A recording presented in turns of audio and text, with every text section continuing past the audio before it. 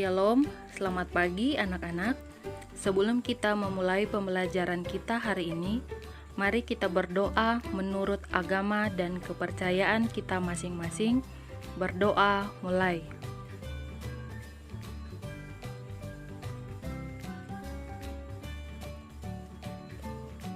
Berdoa selesai.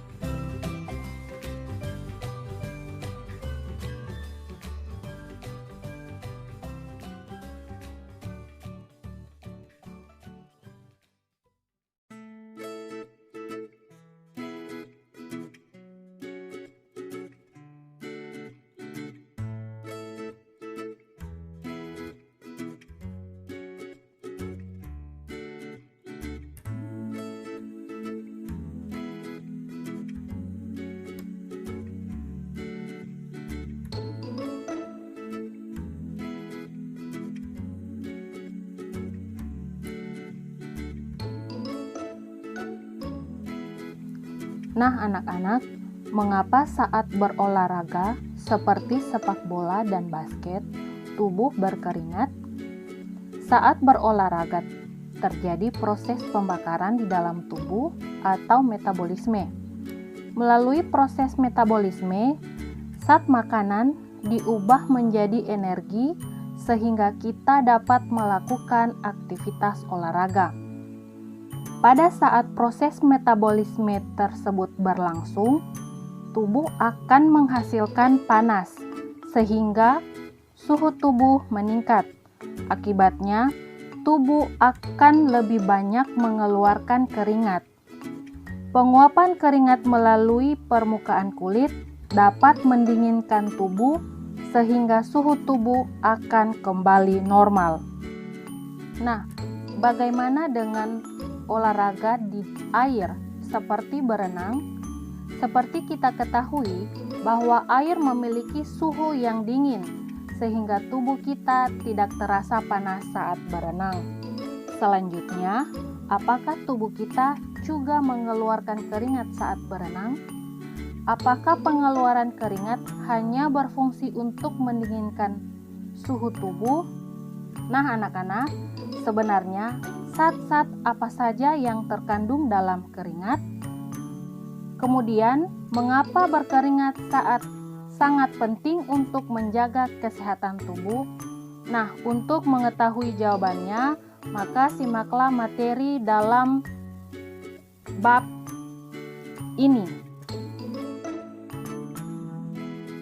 Nah, anak-anak, tujuan dari pembelajaran kita di hari ini yaitu yang pertama, menyebutkan organ-organ penyusun sistem ekskresi pada manusia. Kemudian yang kedua, mendeskripsikan fungsi sistem ekskresi, menganalisis keterkaitan antara struktur dan fungsi pada organ ginjal, paru-paru, hati, dan kulit.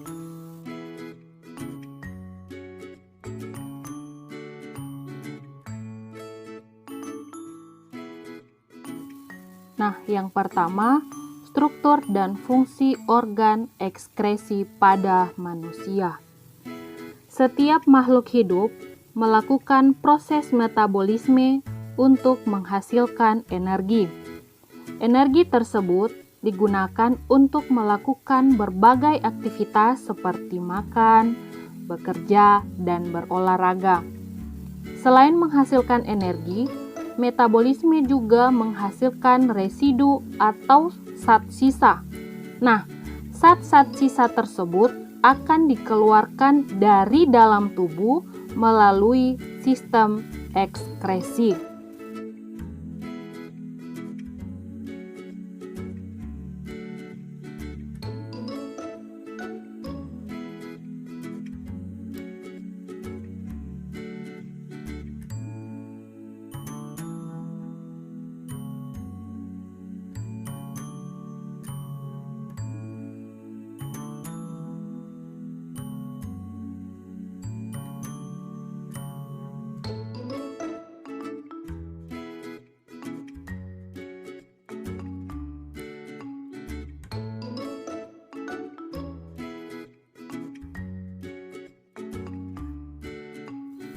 Nah, anak-anak, dari kegiatan yang sudah kalian lakukan, maka kalian telah memahami bahwa di dalam tubuh kita juga dihasilkan berbagai zat sisa.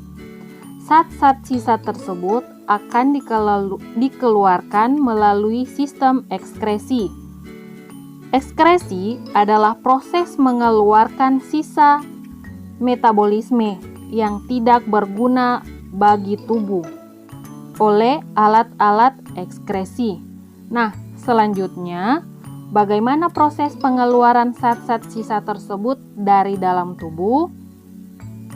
Nah, anak-anak, tubuh kita memerlukan berbagai zat untuk pertumbuhan dan perkembangan, serta untuk menjaga tubuh tetap sehat.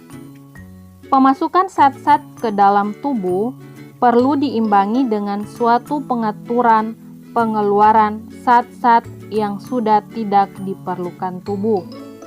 Nah, kita wajib bersyukur kepada Tuhan karena telah menganugerahkan suatu sistem pengeluaran zat-zat sisa dari dalam tubuh.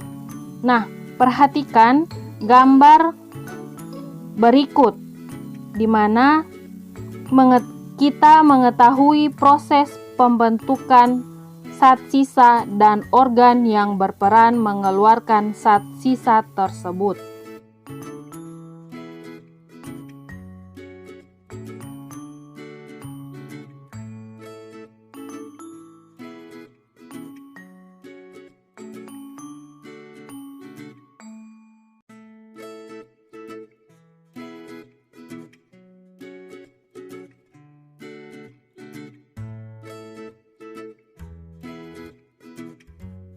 Nah, anak-anak, yang pertama, ginjal.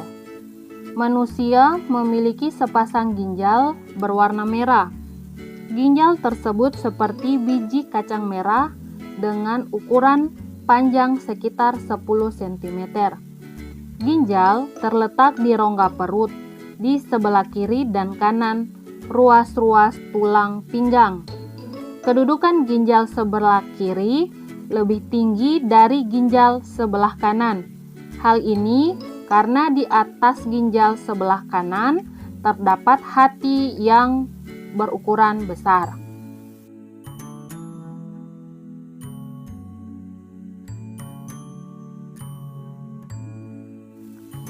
Selanjutnya, struktur dan fungsi ginjal.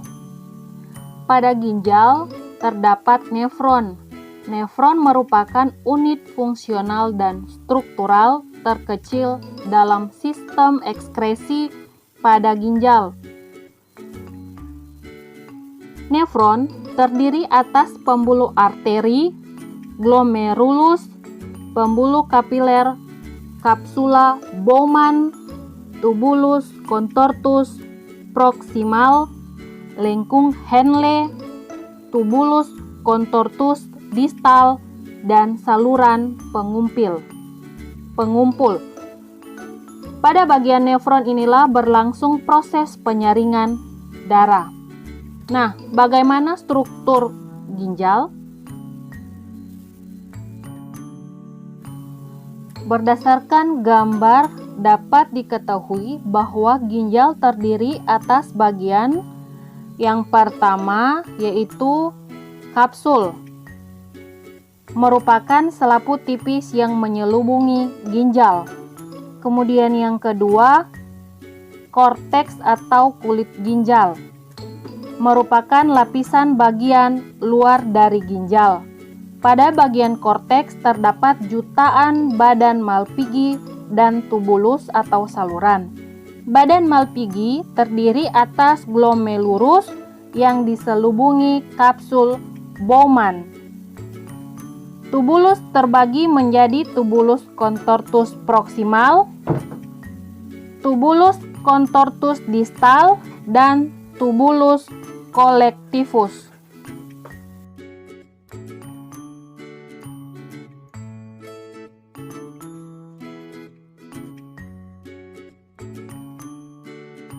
Kemudian yang ketiga, medula atau sumsum ginjal, merupakan lapisan dalam ginjal. medula terdiri atas beberapa badan berbentuk piramida atau kerucut. Pada medula terdapat lengkung Henle ascendens atau naik dan lengkung Henle descendens atau turun. Lengkung ini menghubungkan antara tubulus contortus proximal dan tubulus contortus distal.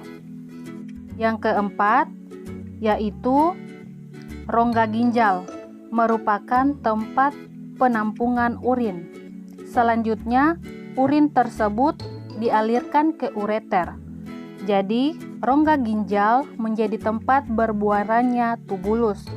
Urin dari rongga ginjal kemudian menuju kandung kemih atau vesikal urinaria melalui ureter. Urin disimpan untuk sementara waktu dalam kandung kemih. Selanjutnya, urin dikeluarkan dari tubuh melalui saluran uretra. Anak, meskipun berukuran kecil, ginjal memiliki fungsi sangat penting. Nah, beberapa fungsi ginjal yaitu yang pertama, menyaring zat-zat sisa metabolisme dalam darah. Kemudian, yang kedua, mempertahankan keseimbangan cairan tubuh. Yang ketiga, menjaga tekanan osmosis dengan cara mengatur keseimbangan garam-garam dalam tubuh. Yang keempat, mempertahankan keseimbangan kadar asam dan basa dari cairan tubuh dengan cara mengeluarkan kelebihan asam atau basa melalui urin. Dan yang kelima, yaitu mengeluarkan sisa-sisa metabolisme seperti urea, kreatinin, dan amonia.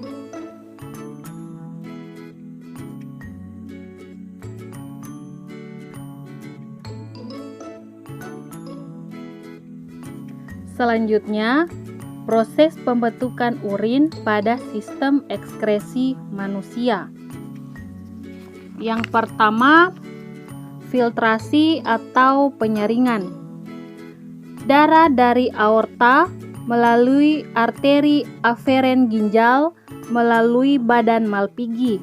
Darah disaring di bagian glomerulus. Ketika darah masuk ke glomerulus, tekanan darah menjadi tinggi sehingga mendorong air dan zat-zat yang memiliki ukuran kecil keluar melalui pori-pori. Nah, selanjutnya air dan zat-zat yang berukuran kecil seperti garam, asam amino, glukosa, urea, serta ion-ion seperti natrium, kalium, kalsium, dan klor masuk ke kapsula Bowman. Hasil itu disebut filtrat glomerulus atau urin primer.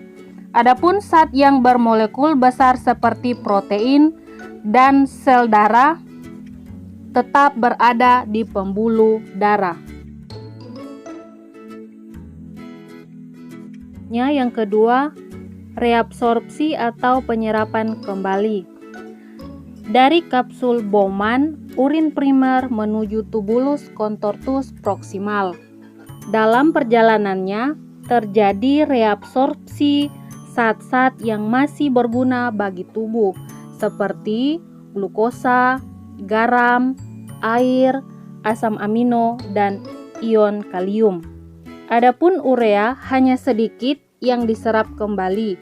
Proses reabsorpsi menghasilkan filtrat tubulus atau urin sekunder. Nah, urin sekunder mengandung air, garam, urea, dan urobilin. Urobilin akan memberikan warna kuning pada urin, sedangkan urea menimbulkan bau menyengat pada urin. Urin sekunder akan mengalir di sepanjang tubulus contortus proximal dan lengkung Henle. Selama mengalir dalam lengkung Henle, air dalam urin sekunder terus direabsorpsi. Yang ketiga yaitu augmentasi atau penambahan zat-zat sisa. Urin sekunder dari tubulus contortus proximal menuju tubulus contortus distal. Di sini, melalui pembuluh kapiler darah, melepaskan zat-zat yang tidak berguna bagi tubuh ke dalam urin sekunder.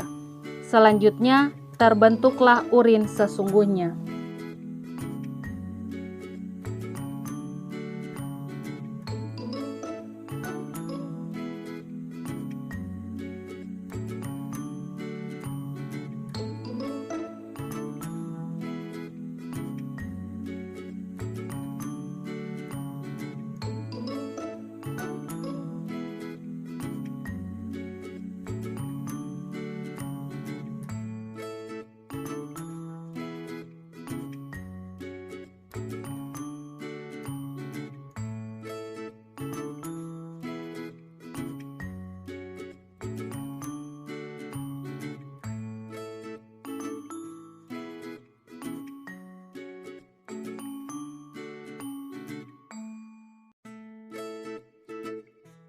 Selanjutnya, mikturasi.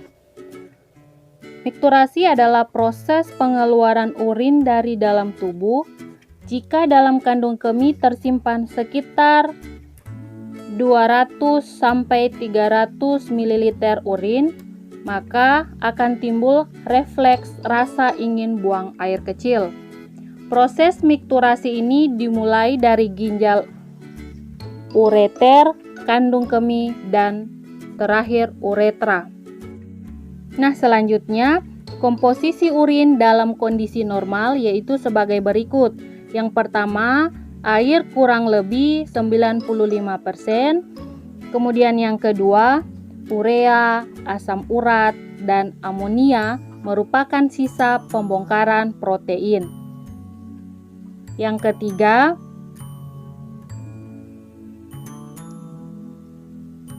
warna zat empedu yang mengakibatkan warna kuning pada urin.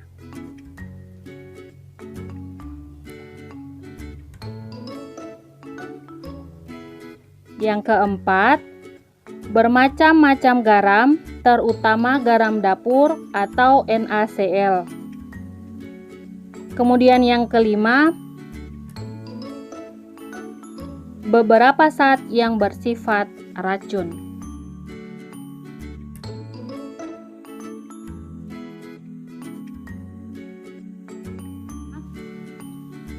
Selanjutnya, faktor yang mempengaruhi produksi urin. Jumlah urin yang dikeluarkan tidaklah selalu sama. Jumlah urin yang keluar dari tubuh dipengaruhi oleh beberapa faktor sebagai berikut, yaitu yang pertama,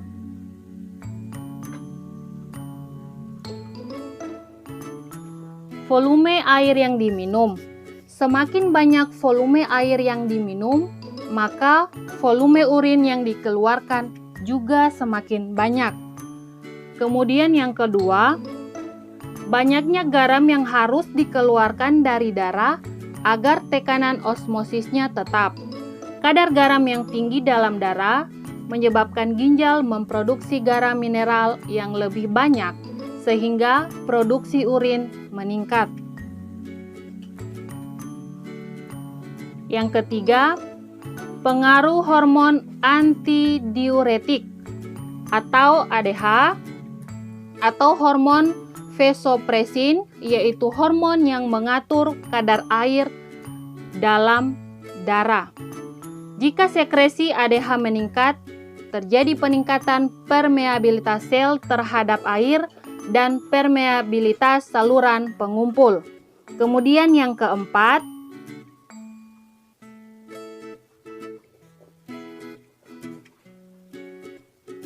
usia.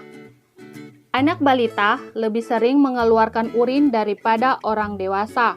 Keadaan tersebut dikarenakan anak balita belum bisa mengendalikan rangsangan untuk mikturasi. Yang kelima yaitu iklim atau musim. Ketika musim penghujan, Urin yang dikeluarkan dari tubuh lebih banyak dibandingkan ketika musim kemarau. Dan yang keenam yaitu aktivitas. Semakin banyak aktivitas, maka urin yang diproduksi semakin berkurang.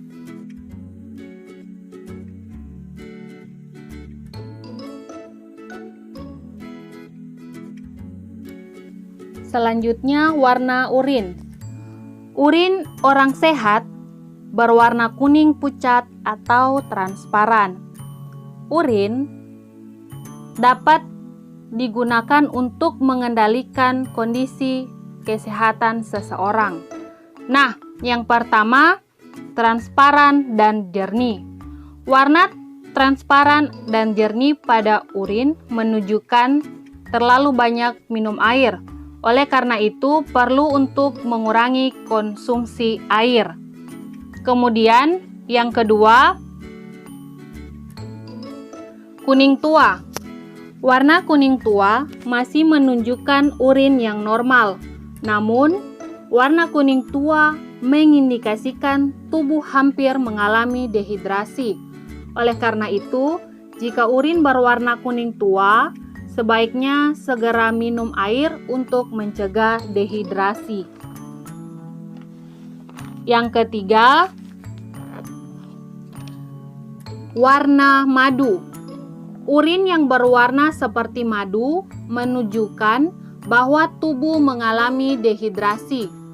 Tubuh tidak mendapatkan cukup cairan, sehingga warna urin menjadi lebih tua dan hampir menyerupai warna madu. Oleh karena itu, jika urin berwarna seperti madu, dianjurkan untuk segera minum atau memenuhi kebutuhan cairan tubuh. Yang keempat, coklat. Urin yang berwarna coklat menunjukkan bahwa tubuh mengalami dehidrasi parah atau bisa juga menunjukkan bahwa tubuh memiliki masalah dengan liver atau hati. Oleh karena itu, dianjurkan untuk segera minum air untuk memenuhi kebutuhan cairan. Namun, jika warna urin masih tetap coklat, disarankan untuk memeriksakan diri ke dokter. Kemudian yang kelima, merah muda. Urin yang berwarna merah muda dapat disebabkan oleh dua faktor, yaitu jenis makanan dan penyakit. Mengonsumsi makanan blueberry dan beet dapat mengakibatkan urin berwarna merah muda. Namun, urin berwarna merah muda juga bisa menunjukkan adanya darah dalam urin.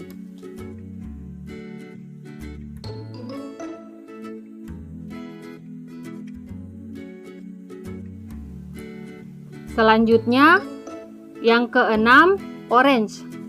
Urin yang berwarna orange bisa menunjukkan tiga hal, yaitu tubuh mengalami dehidrasi, mengalami masalah pada liver atau saluran empedu, dan jenis makanan yang dikonsumsi seperti wortel. Yang terakhir, yaitu urin berbusa. Urin beberapa orang berwarna kuning biasa tetapi berbusa. Kondisi ini menunjukkan bahwa tubuh kelebihan protein. Selain itu, adanya gangguan pada ginjal juga dapat mengakibatkan urin berbusa. Nah, selanjutnya yang kedua yaitu kulit. Struktur kulit. Kulit merupakan organ terluas yang menutupi seluruh tubuh dengan luas permukaan kurang lebih 2 meter persegi. Kulit dibagi menjadi 3 lapisan, yaitu epidermis atau lapisan kulit ari. Lapisan epidermis merupakan lapisan kulit terluar yang sangat tipis. Bagian ini terdiri atas 2 lapisan, yaitu yang pertama, lapisan tanduk, merupakan lapisan paling luar pada epidermis. Lapisan ini tersusun atas sel-sel mati yang mudah mengelupas. Lapisan tanduk tidak mengandung pembuluh darah dan saraf, sehingga jika mengelupas tidak mengeluarkan darah dan tidak berasa sakit. Kemudian yang kedua, lapisan Malpighi terletak di bawah lapisan tanduk dan tersusun atas sel-sel hidup. Nah, selanjutnya dermis atau lapisan kulit jangat. Lapisan dermis lebih tebal dibandingkan lapisan di atasnya atau lapisan epidermis. Pada lapisan ini terdapat bagian-bagian sebagai berikut, yaitu yang pertama, pembuluh kapiler darah berfungsi mengangkut O2 dan nutrisi ke jaringan yang ada di dalam dermis. Kemudian yang kedua, kelenjar keringat atau glandula sudorifa menghasilkan keringat yang dikeluarkan melalui pori-pori kulit. Ada dua macam kelenjar keringat, yaitu kelenjar keringat ekrin dan kelenjar keringat apokrin. Yang ketiga, kantong rambut merupakan tempat tertanamnya akar rambut. Selanjutnya yang keempat, kelenjar minyak atau glandula sebacea. Rambut yang menghasilkan minyak untuk meminyaki rambut agar tidak kering. Dan yang terakhir yaitu ujung saraf memungkinkan kita dapat menerima rangsang dari luar tubuh berupa panas, dingin, nyeri, dan tekanan. Selanjutnya, jaringan bawah kulit atau subcutaneus. Jaringan subcutaneus berada di bawah dermis dengan batas yang tidak jelas. Pada jaringan ini terdapat jaringan lemak yang berfungsi menahan panas tubuh serta melindungi tubuh bagian dalam dari benturan.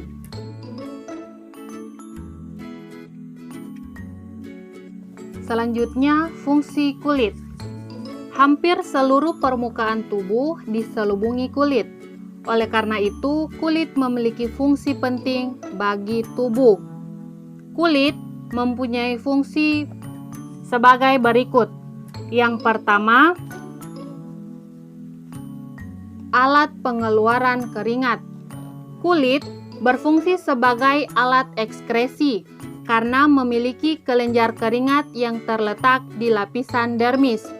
Keringat yang dikeluarkan melalui kulit mengandung air dan garam mineral yang sudah tidak dibutuhkan tubuh.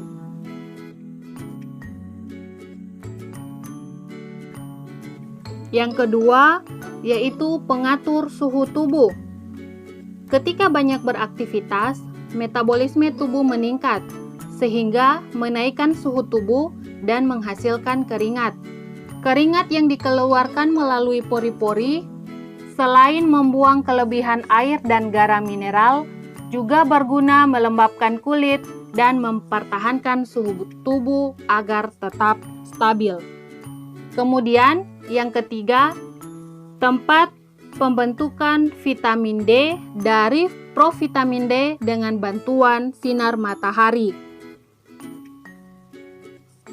Kemudian, yang keempat, tempat menyimpan kelebihan lemak. Kelebihan lemak disimpan dalam jaringan adiposa di bawah dermis.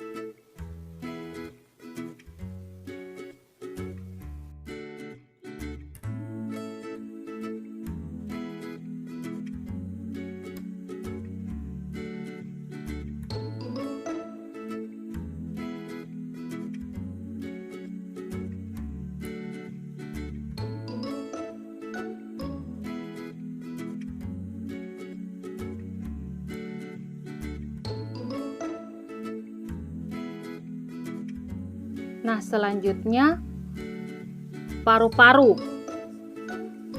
Paru-paru menghasilkan zat sisa berupa karbon dioksida dan uap air yang dikeluarkan melalui lubang hidung. Peristiwa pengeluaran karbon dioksida atau zat sisa inilah sehingga paru-paru dikatakan sebagai bagian dari organ sistem ekskresi manusia. Kemudian selanjutnya, fungsi paru-paru.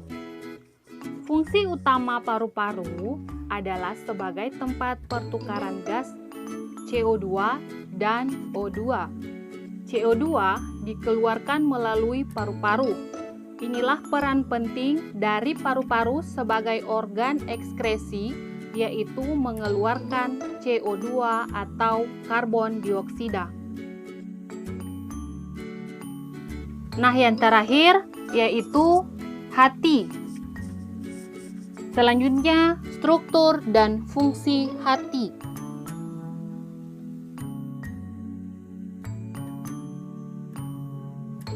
Hati merupakan organ paling besar di dalam tubuh kita. Hati mempunyai berat kurang lebih 1,5 kg dan berwarna coklat. Hati terletak di bagian kanan atas rongga perut di bawah diafragma. Selain berperan sebagai kelenjar pencernaan, hati juga berperan dalam sistem ekskresi. Hati mengekskresikan warna empedu yang disebut bilirubin. Bilirubin dihasilkan dari pemecahan hemoglobin yang terdapat dalam sel darah merah.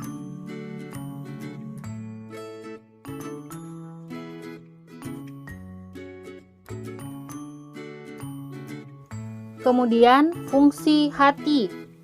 Yang pertama, menyimpan glikogen atau gula otot yang merupakan hasil pengubahan dari glukosa oleh hormon insulin. Kemudian, yang kedua, menetralkan racun. Yang ketiga, membentuk protrombin atau zat yang digunakan dalam pembekuan darah. Yang keempat, tempat pengubahan provitamin A menjadi vitamin A. Yang kelima, tempat perombakan amonia menjadi urea. Amonia merupakan sisa metabolisme protein yang bersifat racun sehingga diubah oleh hati menjadi urea.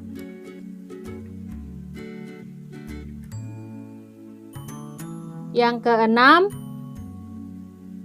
tempat pembentukan sel darah merah pada janin.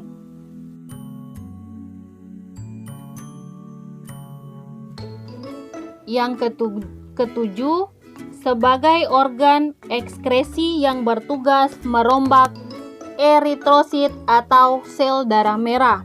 Kemudian yang terakhir, selain sebagai organ ekskresi, hati juga berperan sebagai kelenjar pencernaan.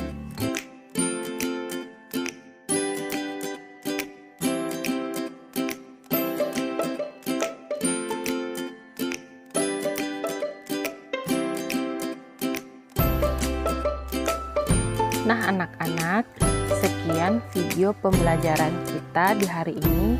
Sampai bertemu pada video pembelajaran selanjutnya. Terima kasih.